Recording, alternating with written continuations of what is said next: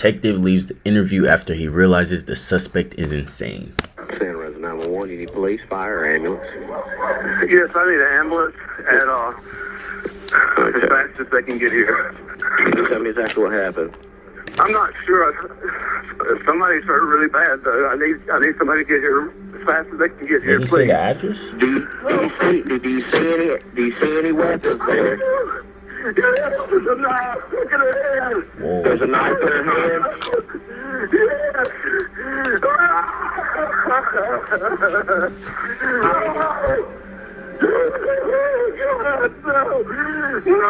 Take a deep breath for me, okay? On Christmas Eve in 2013, at 7 p.m., Randall Adelot, who had come only to drop off his young daughter at a Gulf Breeze residence, discovered that his ex-wife was lying in a pool of blood in the living room. When police officers arrived at the scene, they documented that the victim was brutally murdered, noting numerous amounts of bloodied knives scattered around the body. As detectives approached Randall, who was sobbing uncontrollably outside the house, he shockingly confessed that he suspected his own son, Brandon, might be responsible for the murder. The Brandon? suspect was not at the scene. Officers followed up on a neighbour's report of a gold Lexus leaving the premises earlier. They later located Brandon Adelot's car at his father's house, where they apprehended him and brought him to the Santa Rosa County Sheriff's Office for questioning. As detectives photographed the suspect, they noticed that Brandon appeared to have showered recently. This, however, could not hide the visible scratches and bloodstains that were all over his body. Goofy. Detectives are certain that Brandon played a role in the murder of his mother. Their goal is to get a confession. Wow. Alright, well, this is Detective Cool. She's one lead investigator in this. I'll let her start off. Where we need to go. Alright, that's right. It's Brandon, right? Yes, ma'am. Is it okay to call you that? Yes, ma'am. Brandon, we're here investigating a criminal investigation that you're involved in. Yes, ma'am. We'd like to talk to you a little bit. I'm not sure if you've talked to anyone else since they got you at your dad's house or not, but I'd like to talk to you a little bit if you don't mind. Alright, yes, ma'am. First of all, how are you doing? Good. Good? Yeah. Do you know why you're here? No, ma'am. Yeah. Yes, ma'am. Yes. Yes, ma'am. Why are you here? Because I killed Sharon Hill. You killed it? Sharon Hill. Sharon Hill? Yes, ma'am. Yes. Mine. Yeah, tell what led up to what happened. She sent me to drug rehab when I had no drugs in my system. And she kept on getting mad at me every time I would tell her I didn't have any drugs in my system. And she just drove me to the brink where I said, I really don't have any drugs in my system. I just completely lost it one day. What day was that? Today. Several months before the murder, Sharon Adelot caught her son using and selling synthetic substances. He was subsequently admitted to a drug rehab program where drug tests returned clean. According to police reports, friends and teachers had noticed Brandon behaving oddly in the months leading up to the murder. Brandon's behavior had shifted drastically. He went from being a good kid to someone prone to violence. He had multiple arguments with his mother and even punched a school friend in the face for no apparent reason. Tell me what happened. I mean, tell me about your afternoon. I woke up, hung out around the house, went over there to have dinner, and she just looked at me like I was crazy. And I had enough of it, so I decided to kill her. You live with your dad, right? Yes, sir. Where does he live at? Behind Circle K. Is that where the police found you tonight? Yes, sir. You went over to your mom. Did y'all start arguing about the drugs again, or? No. So he killed his mom and just slid back home like it was nothing? What happened? No, sir. I just went in there and I killed her. He pulled up. He wasn't even there. He pulled up on her, killed her, and then left?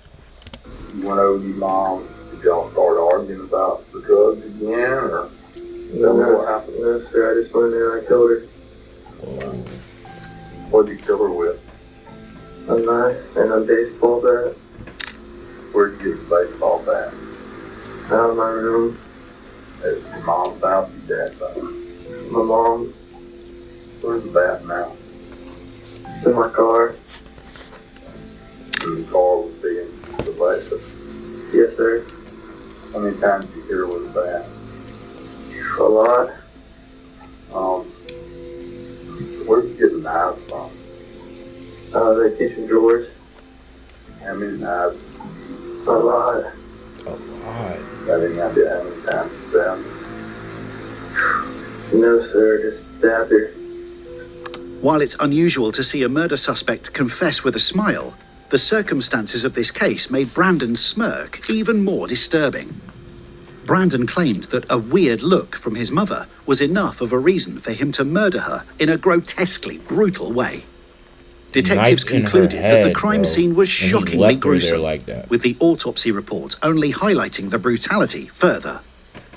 The right eye socket. Report only highlighting the Large knife protruding from the right eye socket, bro. Wait, the right eye. Whoa. Whoa. Whoa.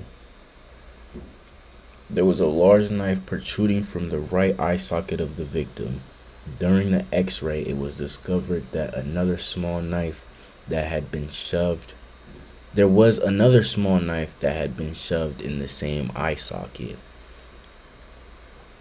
The knife no longer had its handle and it was outwardly visible. the brutality further. What made you go over there? To his Did she call dudes, you bro. and invite you over to come have dinner? Or? I was invited earlier that day by my sister.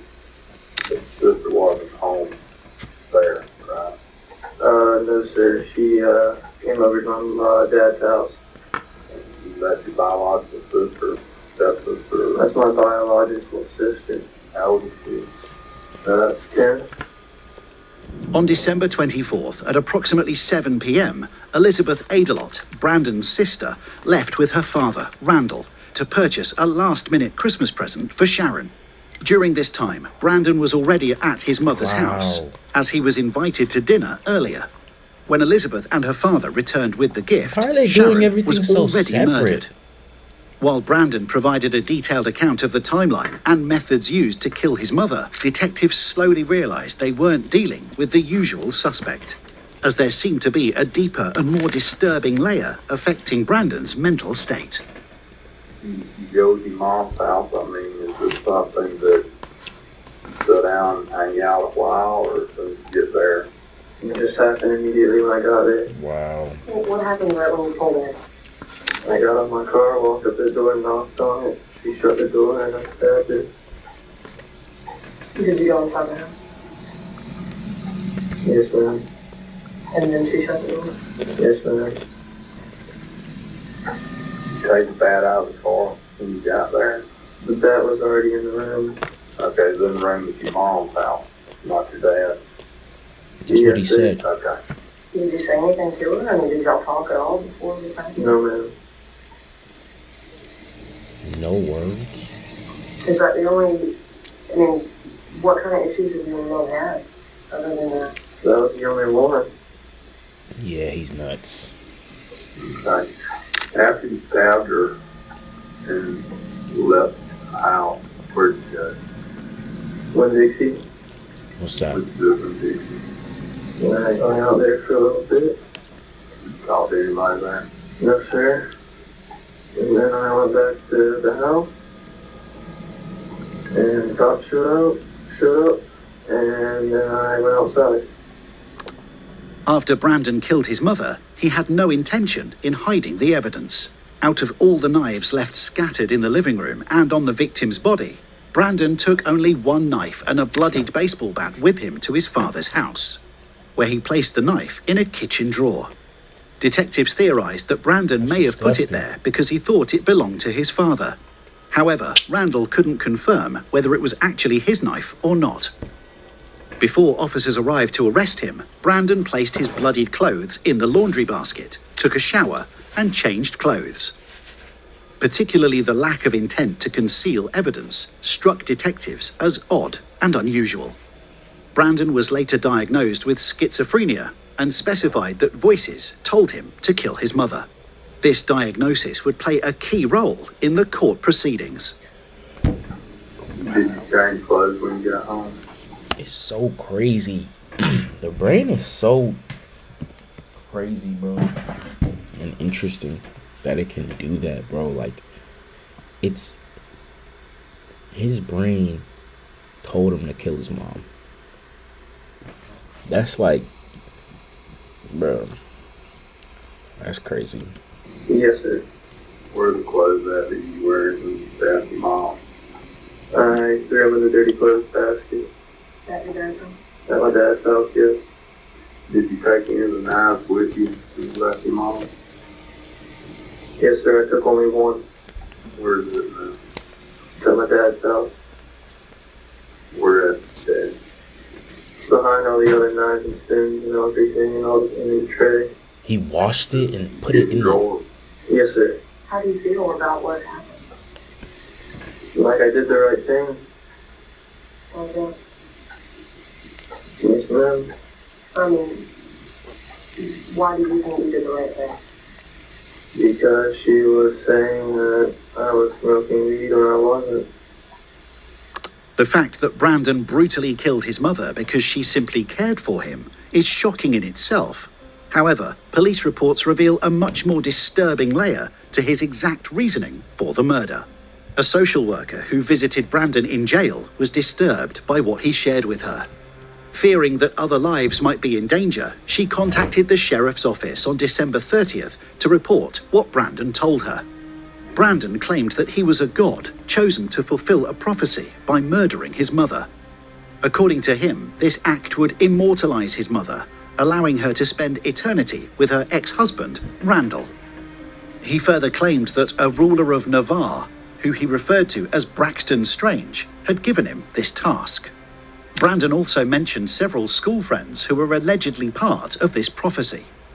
When detectives reached out to their families, they found no evidence of anyone's involvement in any cult or prophecy. A person named Braxton Strange could not be identified. Have you talked to anybody else about this? You called a friend? Anybody? Me and my dad was involved. How was that? We didn't get along. My aunt was involved. My aunt's friend was involved. My sister was even involved. Involved in what? Like whenever I had to take a drug test and I passed it and I went to the real one. No, I mean I failed the first one. Then I went to the real one and I passed it and they still checked me into a drug rehab facility. Okay. And you're saying your aunt and sister and your dad were involved in checking you into that facility? That was all my mom's idea.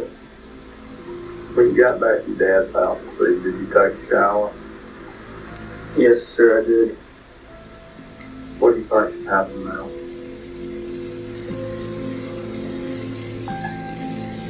I think that Elena Rivera should be kicked off the throne. What? This girl that's in charge of weed smoking. She's Native American. She's in charge of all of these things? Yeah, Like in the whole world, or? yeah. She only can smoke weed. Throughout the entire interrogation, Brandon insisted that he killed his mother because she took him to a drug rehab facility after he tested positive for multiple drugs in an over-the-counter test. Text messages between the parents revealed that Sharon had pleaded to keep Brandon in treatment. Randall, however, did not believe Brandon was using drugs and checked him out of the facility after he passed drug tests during his stay. 2 weeks after his release, Brandon would go on to kill his mother on Christmas Eve. During a search of Randall's house, investigators found a smoking device with residue in Brandon's bedroom. You don't coke or anything to drink? No, sir, I'm just ready to go home. Alright, give us just a few minutes. We'll try to get you out here, okay? Alright. He doesn't even know he's not going home. Yeah, that's when they knew they needed to leave. After everything he just had made.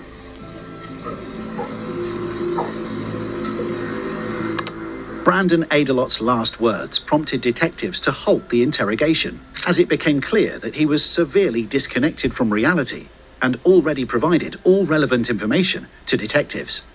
After the interrogation, crime technicians collected DNA samples from Brandon before he was booked into the Santa Rosa County Jail at 2:10 a.m. So A Gulf Breeze teenager accused of killing his own mother on Christmas Eve made his first appearance in juvenile court. 17-year-old Brandon Adelot currently faces second-degree murder charges, but those could very well be upgraded to first-degree, a charge that carries a life sentence. Our Russell Colburn attended the hearing. He joins us live from Santa Rosa County Courthouse. Hey, Russell, what did you learn today?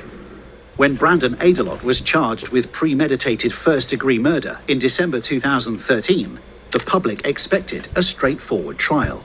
However, court proceedings appeared more complex, as experts diagnosed Brandon with schizophrenia and concluded that auditory hallucinations in the form of voices played a role in the murder.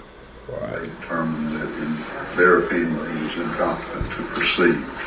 Then the court ordered a second expert to examine him, who reached the same conclusion.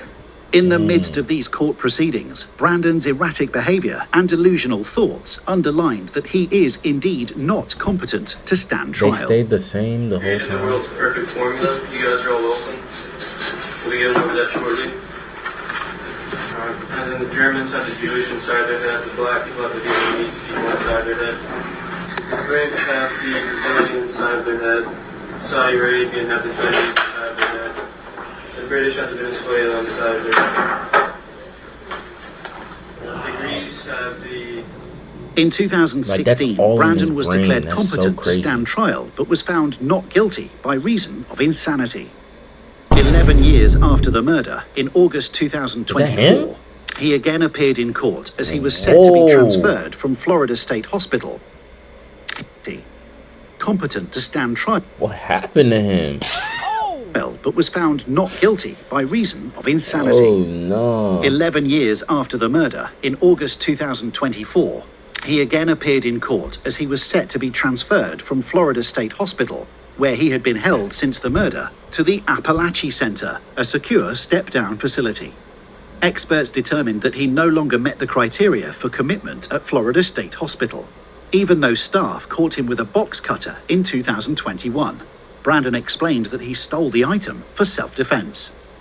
Family and friends reacted strongly to this ruling, with Brandon's sister, Elizabeth Adelot, who was only 10 when she lost her mother, and Pam Dang, Hill, she 21 Sharon's sister, now. giving statements during the hearing. During this time, that Change was. for the better, and his family and doctors can see that this next step is what's best for him. Fast forwarding to Christmas Eve of 2013, the events that unfolded that night 2013 is 2025. That's 12 years. She was 10. She's now 22 years old. were not done at the hands of my brother, the one I adored and looked up to, but rather the actions and heinous nature of what happened to my mother was the result of an undiagnosed mental health disorder known as schizophrenia. But he was failed by so many people. Brandon's family failed him, saying it was drugs. His teachers failed him. His coaches failed him. Dang. Medical staff Oh, failed that him. is Even professional crazy though. That is crazy though. They thought it was drugs, and the whole time he had schizophrenia, bro. That's wild. facilities designed to diagnose this type of disease failed him. A lot of this sounds, in theory, like we have a plan. He killed my sister when his life was charmed. It's no secret I've never wanted him to get out of the incarceration or the admission. I realize he's a patient at Florida State Hospital. I never want him out. For the last 11 years, That's not Brandon bad, though. has shown no trace of grief or remorse. Now he Crazy. faces the reality of spending the rest of his life confined within a secure treatment facility. Man.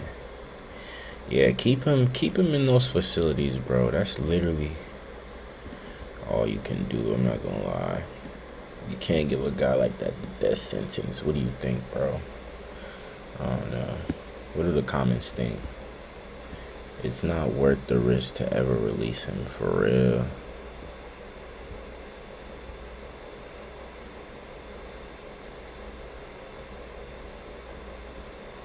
That's crazy though. Like, that's all in his head. Like, it's not, bro. That's crazy, bro. Y'all be safe out here, man. It's your boy P on. I'm going.